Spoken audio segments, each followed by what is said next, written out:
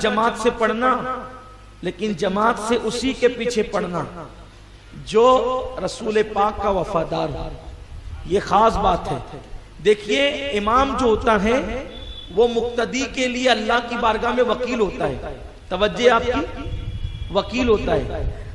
اور جب تک مقتدی اور امام کا دونوں کا عقیدہ ایک جیسا نہ ہو، چاہے کوئی عقیدہ ہو، عقیدہ کوئی ہو، لیکن میں بات سمجھانے کے لیے کہہ رہا ہوں، عقیدہ کوئی ہو، کیسا ہی ہو، لیکن جب تک دونوں کا عقیدہ سیم نہیں ہوگا، نماز مقتدی کی امام کے پیچھے نہیں ہوگی۔ سمجھ میں آئی بات؟ عقیدہ سیم ہونا چاہیے امامت کے لیے، وہی آپ کا امام بن سکتا ہے جس کا عقیدہ آپ جیسا ہو، بس یہی بات ہے۔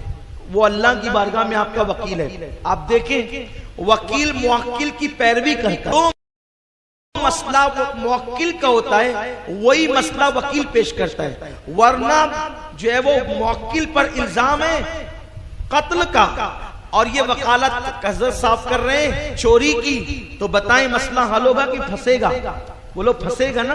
تو یہی حال ہے کہ جب تک کہ مقتدی اور امام کا عقیدہ برابر نہیں ہوگا، نماز نہیں ہوگی۔ مثال کے طور پر اگر مقتدی کا عقیدہ یہ ہے کہ اللہ نے اپنے نبی کو علم غیب عطا فرمایا ہے، تو اب اس مقتدی کے لیے لازم ہے وہ ایسا امام تلاش کرے جس کا عقیدہ اس کے عقیدے کے مطابق ہو، تبھی اس کی نماز ہوگی۔ اگر مقتدی کا عقیدہ ہے کہ نبی زندہ ہے تو مقتدی کو ایسا ہی امام ڈھونڈنا پڑے گا جس امام کا عقیدہ ہو کہ نبی زندہ ہے، ورنہ تو نبی کو زندہ مانے اور امام نبی کو مردہ مانے، بتا تیری نماز اس کے پیچھے کیسے ہو سکتی ہے؟ اس لیے امام کا عقیدہ اور مقتدی کا عقیدہ برابر ہونا چاہیے۔ اسی طرح اگر مقتدی ایسے امام کے پیچھے کھڑا ہو گیا کہ جو نبی کو زندہ مانتا ہے وہ مردہ مانتا ہے، تو اس کا حال ستون کی طرح ہے، وہ مقتدی مانا ہی نہیں جائے گا، وہ مقتدی مانا ہی نہیں جائے گا۔ اس لیے لازمی ہے جو اپنا عقیدہ ہو اسی عقیدے کے امام کے پیچھے نماز پڑھنا چاہیے۔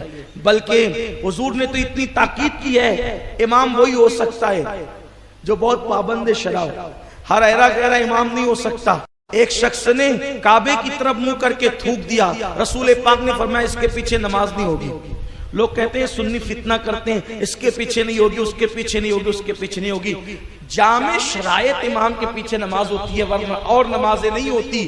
جماعت کے لیے جامع شرائط ہونا چاہیے امام کو، ہاں، ورنہ آج کل حال تو یہ ہے حفظ کر لیا استنجا کی سنتیں پتہ نہیں امام بن گیا، مسائل نہیں امام بن گیا، یہ حالت ہوتی ہے۔ اللہ تعالیٰ رحم و کرم فرمائے، ہماری قوم کا بڑا برا حال ہے۔ میرے آقا صلی اللہ علیہ وسلم کے پیارے دیوانوں، اب تو امامت جو ہے وہ معاذ اللہ جو ہے وہ روزی روٹی اور نوکری کا ذریعہ بن چکی ہے، ورنہ امامت کیا تھی؟ اللہ اکبر۔ بہرحال حالات ہی بدلے ہیں کہ جب صدیق اکبر جیسا امام نہ رہا تو ابو ہریرہ جیسا مقتدی کیسا، اور ابو ہریرہ جیسا مقتدی نہ رہا تو ابو بکر صدیق جیسا امام کیسا، خسرو جیسا مقتدی نہ رہا تو نظام الدین اولیاء جیسا امام کیسا۔ حال یہی ہے، نہ مقتدی کو سنت معلوم استنجا کی، نہ امام کو معلوم۔ اللہ اللہ خیر صلی اللہ ہو گیا معاملہ سارا پورا۔ میرے پیارے آقا علیہ السلام کے پیارے دیوانوں، یاد رکھیں جامع شرائط امام ہونا چاہیے۔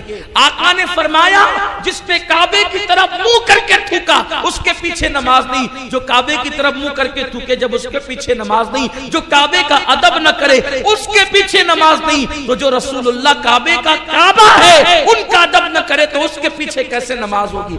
لوگ کہتے ہیں وہ حرم سے آئے ہیں، وہ کہیں سے بھی آئے ہیں، امام کس شہر کا ہے اس کی اہمیت نہیں ہے، امام کس شہر کا ہے اس کی اہمیت نہیں ہے۔ مکے کا ہو کہ مدینہ منورہ کا ہو کہ بغداد کا ہو کہ کربلا کا ہو کہ نجف کا ہو، امام کے شہر کی اہمیت نہیں ہے، امام کے عقیدے کی اہمیت ہے۔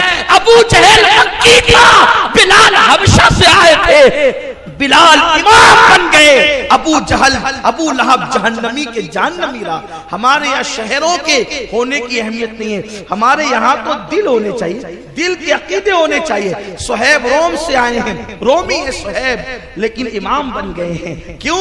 اس لیے کہ عقیدہ رسول اللہ والا رکھا۔ تو یاد رکھے جماعت سے پڑھیے نماز، لیکن وہی جماعت ہے جس میں عقیدہ سچا ہے، عقیدہ حق ہے، ورنہ ہر ایک کے پیچھے کھڑے مت ہو جائیے گا۔ نہ نماز رہے گی نہ جماعت رہے گی، نہ یوں خدا سے ملے نہ وصال صنم، نہ ادھر کے رہے نہ ادھر کے رہے، کچھ نہیں ملے گا۔